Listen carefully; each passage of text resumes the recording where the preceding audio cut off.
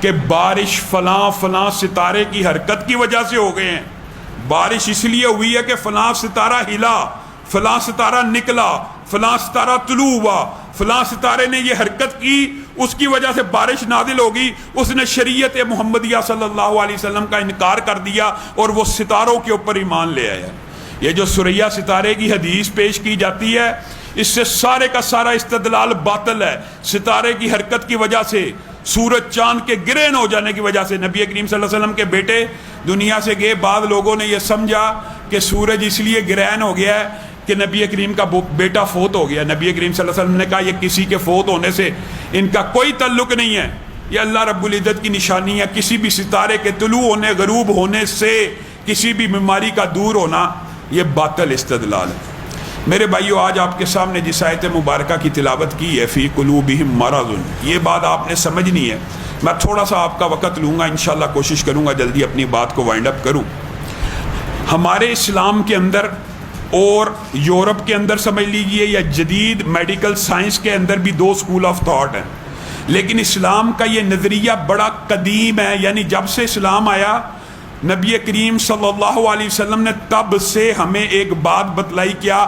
التقوی ہاہنا۔ تقوی کہاں پہ ہے؟ دل میں۔ نیکی کا مرکز دل، بھلائی کا مرکز دل، احساسات کا مرکز دل، جذبات کا مرکز دل۔ سائنس کیا کہتی ہے؟ خیالات کا مرکز دماغ، اگرچہ دو اسکول آف تھاٹ موجود ہیں، لیکن جذبات کا مرکز دماغ، یاداشت کا مرکز دماغ، نیکی بھلائی کا آرڈر کرنے والا دماغ۔ اسلام اور اس کے مابین کچھ تعارض پایا جاتا ہے، لیکن حقیقت بات یہ ہے کہ جو دل ہوتا ہے اس کے اندر جذبات ہوتے ہیں۔ آپ عام طور پہ کہتے ہوں گے میرا بیٹا باہر سے آئے، میں اس کو گلے لگوں، میرے دل میں ٹھنڈ پڑ جاتی ہے۔ حقیقت میں ٹھنڈ پڑتی ہے۔ اسلام کے اندر یہ بات عام فہم ہے کہ دل دماغ کو نیکی کا آرڈر دیتا ہے، دل نیکی کا رستہ اختیار کرتا ہے تو دماغ کو کہتا ہے پلان کرو مسجد جانے کا، اب نیکی کے رستے اختیار کرو۔ یہ ایک پلاننگ ہے۔ تھوڑی سی گفتگو کے اندر فلسفیانہ اگر ٹچ ہو تو اس کی معذرت ہے، لیکن آپ کو سمجھانے کے لیے، کیونکہ اس کا ہمارے اسلام کے ساتھ ایک بڑا گہرا تعلق ہے۔ دل برائی کا آرڈر دیتا ہے دماغ کو، تو دماغ پلاننگ کرتا ہے کہ میں ٹی وی خریدوں، میں فلاں جگہ ارینج کروں، میں کسی عورت کے ساتھ ریلیشن قائم کروں، میں ویلنٹائن ڈے کے اوپر جاؤں۔ یہ آرڈر دل سے آتا ہے، دماغ اس کے مطابق ایکٹ کرتا ہے۔ یہ اسلام کا نظریہ یہ ہے، جبکہ سائنس اس کے بالکل برعکس بتاتی ہے۔ ان کے نزدیک تو دل نہ سوچ سکتا ہے، نہ دل کے اندر احساسات ہیں، نہ جذبات ہیں، ایک دھڑکنے والا آلہ ہے۔ لیکن اللہ رب العزت کلام حمید میں کیا کہتے ہیں؟ بلکہ نبی کریم صلی اللہ علیہ وسلم کی اگر حدیث سے ابتدا کی جائے کہ دلوں کے اندر جب بھی کوئی انسان برائی کرتا ہے نا، دل کے اوپر ایک سیاہ نقطہ لگ جاتا ہے۔ جب اس کی توبہ کرتا ہے دل پاک صاف ہو جاتا ہے۔ توبہ نہ کرے، گناہ کے اوپر گناہ کرے، دل کے اوپر سیاہی بڑھتی چلی جاتی ہے۔ یہ سیاہی بڑھتے بڑھتے دل کو مریض بنا دیتی ہے۔ فی قلوبہم مرض، اللہ کہہ رہا ہے ان کے دل بیمار ہو جاتے ہیں۔ اللہ رب العزت ہمیں دلوں کی بیماریوں سے بچائے۔ اصل بیماری دل کی ہوتی ہے۔ جب یہ بیماری بڑھتی چلی جاتی ہے نا، ایک وقت آتا ہے، اللہ معاف کرے، یہ دل پورے کا پورا کالا ہو جاتا ہے۔ اور سورۃ نور میں اس کی پوری تشریح موجود ہے۔ اندھیروں کے اندھیرے، ظلمات، بحر کا اللہ تعالیٰ نے ذکر کیا کہ ایک اندھیرا ہو سمندر کے عین درمیان میں، بندہ نیچے چلا جائے، دن بھی نکلا ہونا، وہاں پہ روشنی نہیں پہنچتی، لیکن اس کے اوپر بادل ہوں اور وہ بھی اندھیرے ہوں۔ یہ ایسی طریقے کا اللہ نے ذکر کیا، اور اس کی مثال کس کے ساتھ دی جا رہی ہے؟ جن دلوں کی بیماریاں بڑھ جاتی ہیں نا، وہ ایسے اندھے اور کالے ہو جاتے ہیں۔ پھر اللہ تعالیٰ کیا کہتا ہے کہ ایسا، یہ جو ہم سمجھتے ہیں نا کہ آنکھوں کی بینائی چلی گئی تو بندہ نابینا ہو گیا، فَإِنَّهَا، اللہ کچھ اور کہہ رہا ہے، لا تعمل ابصار، یہ آنکھوں کی بینائی یا اندھا پن کوئی اندھا پن نہیں ہے، ولیکن تعمل قلوب، اصل اندھا پن، اصل بے بصیرتی دلوں کی بے بصیرتی ہے۔ اور یہ دل جب اندھیرے میں کالے کرتوت کر کر کے سیاہ ہو جاتا ہے نا، تو اللہ تعالیٰ پھر ارشاد فرماتے ہیں ثم قصد قلوبکم من بعد ذالک فہی کالحجارہ، حتیٰ کہ یہ گناہ بڑھتے ہیں، اندھیرے آتے ہیں، اندھیرے بڑھتے بڑھتے دل مریض ہو جاتے ہیں، مرض بڑھتا بڑھتا یہاں تک پہنچ جاتا ہے ثم قصد قلوبکم، یہاں تک کہ دل پتھر ہو جاتا ہے، بلکہ پتھر سے بھی زیادہ سخت ہو جاتا ہے۔ مفسرین لکھتے ہیں یہاں پہ اللہ رب العزت نے کسی اور دھات کی مثال کیوں نہیں دی، پتھر کی مثال کیوں دی؟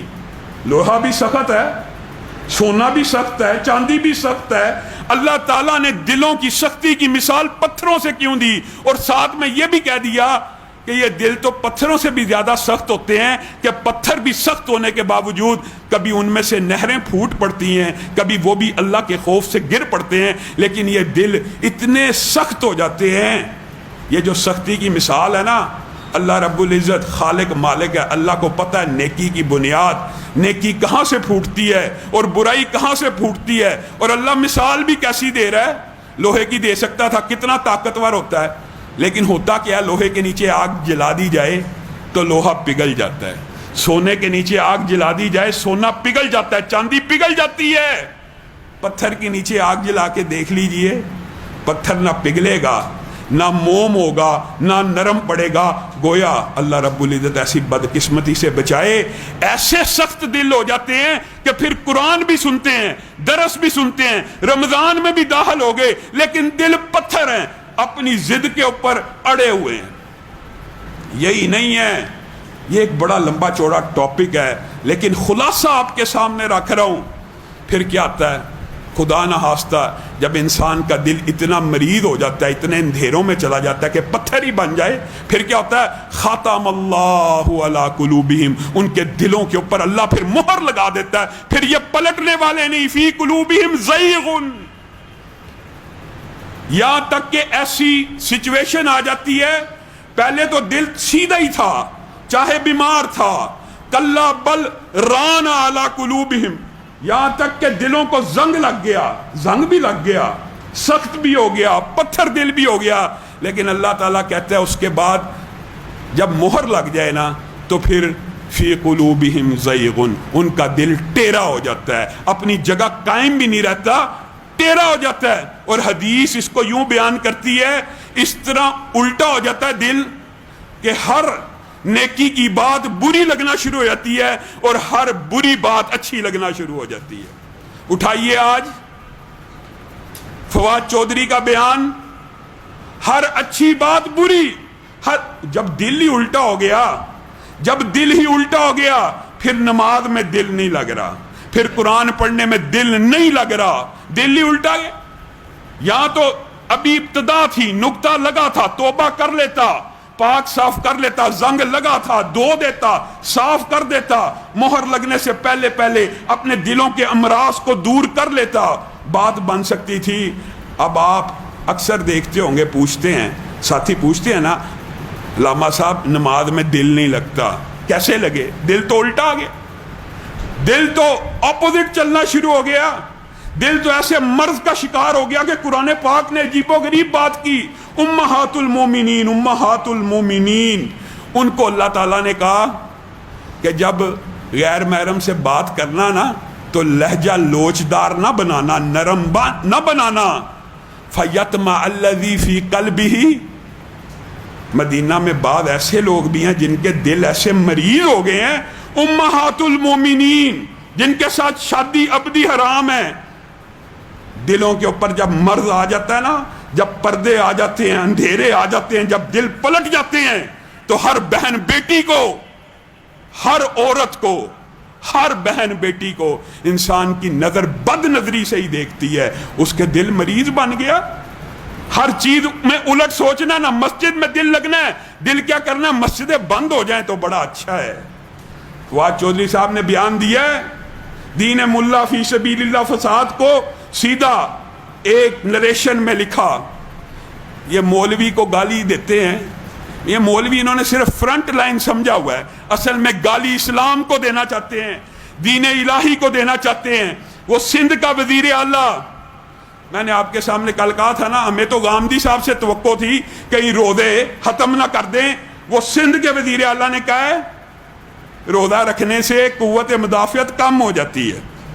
یہ ایسا وائرس 5-7 سال بعد ایجاد کر لیں گے آپ کو اور مجھے ڈرانے کے لیے کہ روزہ نہ رکھنا، روزہ چھوڑ دو ورنہ مر جاؤ گے۔ آج یہ کرونا وائرس کا سارا ڈرامہ اسی لیے رچایا گیا، صرف مسجدوں میں نہ جانا، مسجدوں میں نہ جانا۔ اور آگے سے جب ہم کہتے ہیں کہ منڈیوں میں رش ہے، بازاروں میں رش ہے، آپ ان بے وقوفوں کی مثال، آپ ان کو روکیں تو صحیح، آپ پہلے وہاں پہ قانون اور ضابطہ نافذ کریں تو صحیح، آپ وہاں پہ کرتے ہی نہیں۔ آپ کی سارے کا سارا ٹارگٹ مساجد، شاعر اللہ، دین، یہ سارے کے سارے امراض دلوں کی کجی، دلوں کے ٹیر پن، دلوں کے زنگ سے پیدا ہوتے ہیں۔ ان کا علاج کیا ہے میرے بھائیوں؟ اللہ کے فضل و کرم سے ہم اس مہینے میں آ گئے ہیں کہ دل کا جتنا مرضی بڑا بیمار ہو اللہ کی بارگاہ میں آئے، کچھ اعمال کرے، کیا سوچے، کیا فلسفہ رکھے، تو یہ دلوں کے امراض دھل جائیں گے انشاءاللہ۔ اس کا ذکر آنے والے دروس میں کریں گے۔ اللہ رب العزت سے دعا ہے اللہ تعالیٰ اس کرونا بیماری کو ہمارے وطن عزیز سے دور لے جا، اور انشاءاللہ دور جا چکی ہے۔ گفتار بھی ہے، کردار بھی ہے، ہم حق کے علم بردار بھی ہیں، اپنوں کے لیے گلزار